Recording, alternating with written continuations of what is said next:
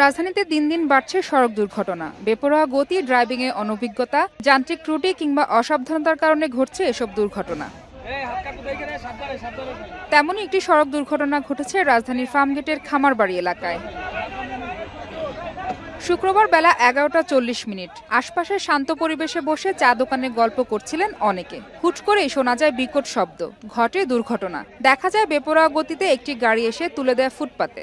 আমি এখানে বসেছিলাম, গাড়ি দিয়ে এসে ডাইরেক্ট মারা দিয়েছে। গাড়িওয়ালা যত সম্ভব মহিলা ছিল, নেশা করা অবস্থায় ছিল। আইসা এখানে রিক্সা ড্রাইভার ছিল, রিক্সা ড্রাইভার বাড়ি দেওয়ার সাথে রিক্সা ড্রাইভার সরে গেছে। এই যে আইল্যান্ড ছিল, আইলার এগুলা ভেঙে এখানে চলে আসছে। আসার পর এখানে এটা চায়ের দোকান, এখানে লোকজন চা খাইতেছিল, এদের উপর দিয়ে গাড়ি এখানে। এরপরে যখন আমরা দেখলাম যে ভিতরে ঢুকে যাচ্ছে, তারপরে গাড়ির যে একটা স্পিডের একটা ব্যাপার স্যাপার আছিল, ওইটা কোনো মতে কন্ট্রোলে ছিল না। প্রথমে যখন গাড়িটা আসলো, ওই খিচুড়ি আলারে গাড়ির তলা থেকে টাইনা বের করতে, উনি মনে হয় অসুস্থ, উনি মনে হয় বাঁচবে না।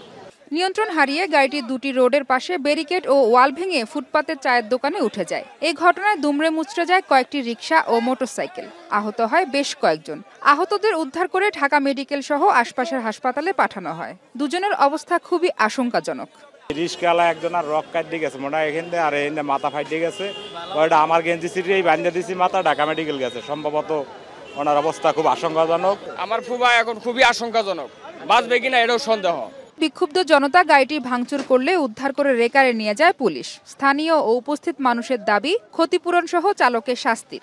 পুলিশের আওতায় গেলে ক্ষতিপূরণ পাবে। যদি পুলিশ হয়তো রিস্ক নেয় যে ক্ষতিপূরণ দিবে পুলিশ, তাহলে নিয়ে যাক। লাইসেন্সবিহীন কিভাবে গাড়ি চালায়, বেটি এটা কিভাবে ড্রাইভ করে, এটা আমরা জানি না। এটা সুষ্ঠু তদন্ত চাই এবং বিচারের দাবি জানাচ্ছি আমরা। তাৎক্ষণিকভাবে পুলিশ এসে বিক্ষুব্ধ জনতার রোষানল থেকে গাড়িতে থাকা মহিলা চালক ও তার স্বামীকে শেরেবাংলা থানায় নিয়ে যায়। মাহফুজা বৃষ্টি, এখন, ঢাকা।